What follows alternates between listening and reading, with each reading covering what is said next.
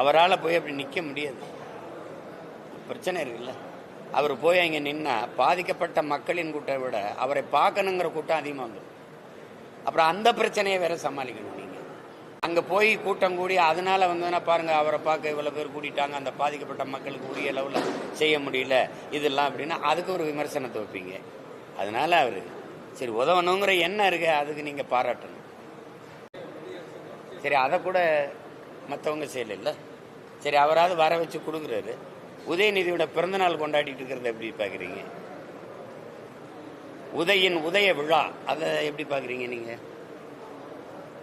சொல்லுங்க. அதில் போய் மாண்புமிக்க அமைச்சர் பெருமக்கள்லாம் கலந்து கொண்டு பாராட்டி பேசுறதெல்லாம் எப்படி பார்க்குறீங்க? அவராவது மற்றவங்களுக்கு கொடுக்கணுன்னாது நினைக்கிறாரு. இது சரி வர வச்சாது ஒரு அரிசி பருப்பு ஏதோ ஒன்று கொடுக்குறாரு, வேட்டி சேலை கொடுக்குறாரு, ஏதோ ஒன்று. அதை அந்த எண்ணத்தை நீங்கள் பாராட்டத்தானே வேணும்.